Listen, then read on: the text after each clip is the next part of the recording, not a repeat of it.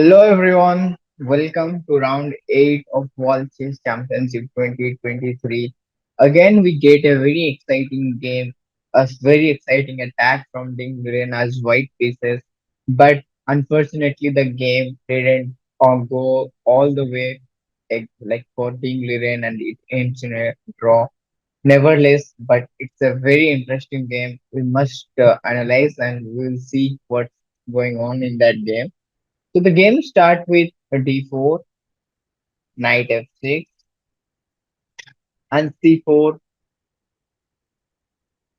e6, knight c3, bishop b4, e3, castle, a3.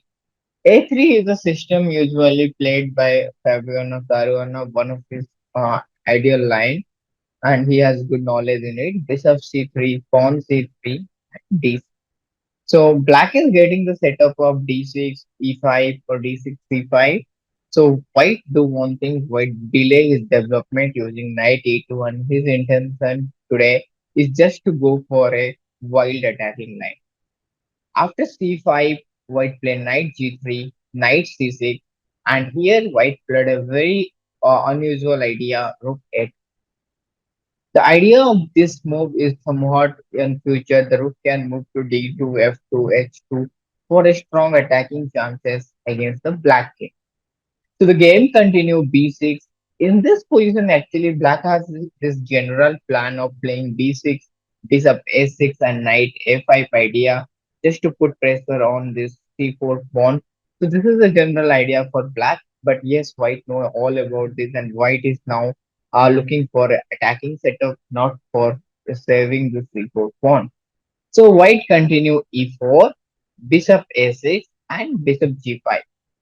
White is already set for ideas like e5 but e5 d5 kind of thing or e5 knight h5 e5 knight e4. Lot of threats are already been there in the board. So black decided to play h6 and the game went h4. And here is the interesting point starts where white is already for the king side storm or king side attack. And what white is actually threatening at some point is e5 knight e4 e5 knight h5. So black just take on g5, take on g5 and play.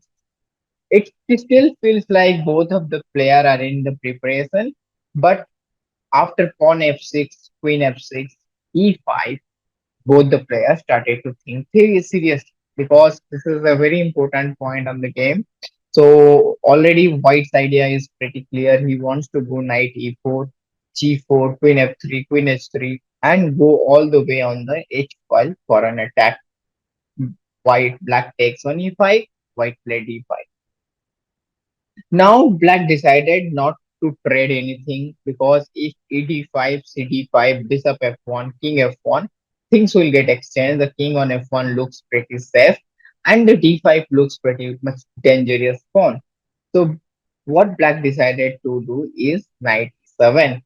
White continued d6. White is not in a worries of losing the d6 pawn because he knows rook can anytime jump over d2 to protect the d pawn, and the d pawn is a serious threat to black in this particular position. Knight f5 played, knight e4, queen da8, and here played an amazing move, queen d3.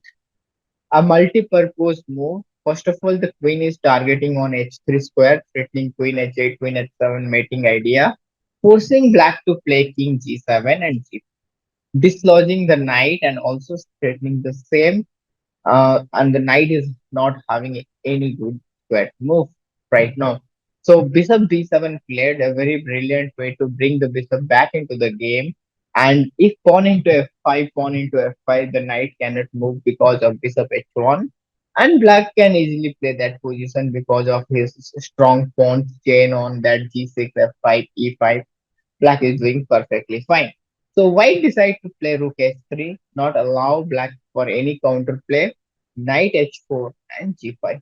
Try to fix the pawn on g5, bring the knight on f6, rook h7 kind of idea. And in this particular moment, black blundered. Black give up his useful bishop against this knight.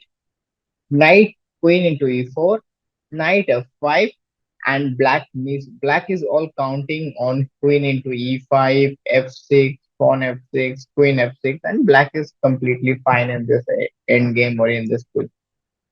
But black missed this useful idea of rook d2, just protecting the d6 pawn, and black is not having any useful move to continue. Black played rook h8, which is lost by the way.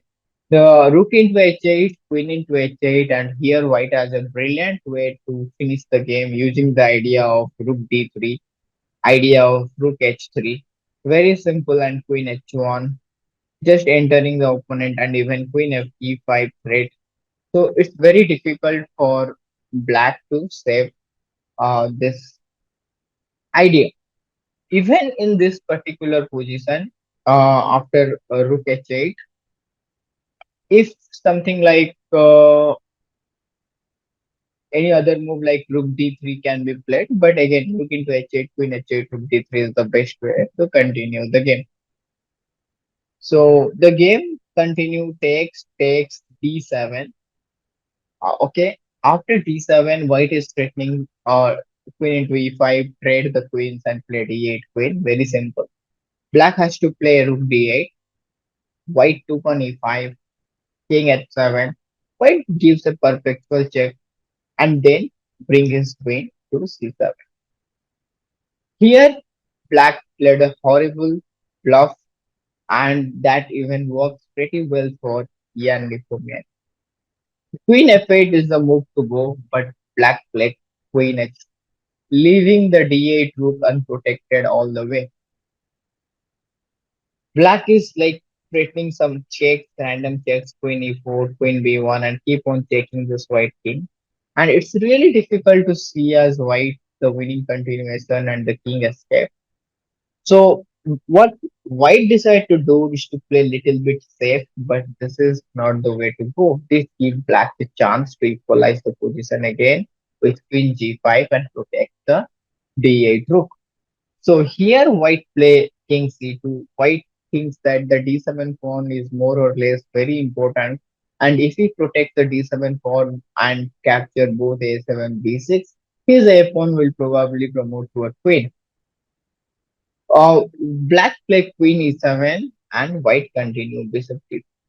Again, there is a very beautiful idea to mention king b3, king f4, king b5, king c6. This kind of idea could be possible, but it's really tough when you are playing such a big event and moving the king towards other opponent territory. You have always the fear of getting met. So bishop g2 played in the game, e5, bishop e4, good move, knight f6, and here white capture queen a7, knight g. Actually, in this particular position, the basic and important is to defend the d7 pawn.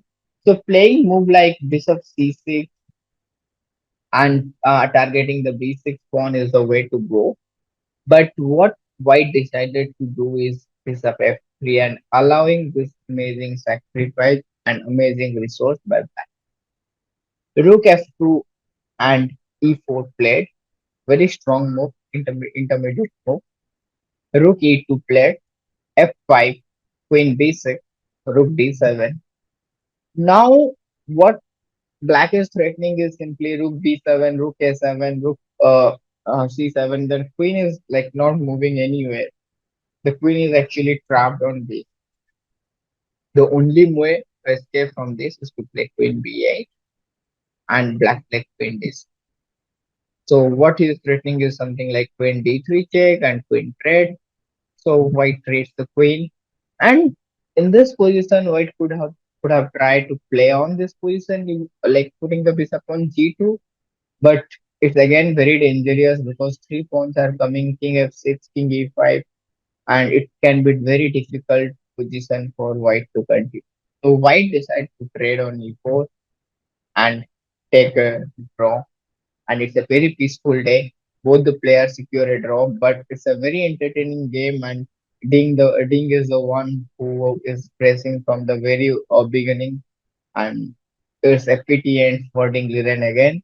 But we will see again in the next round white for Ian Nepomianchi, and we will definitely see a fighting game in the next round. Stay tuned with us to watch and look for the analysis for upcoming games. See you guys. Have a great day. Bye bye.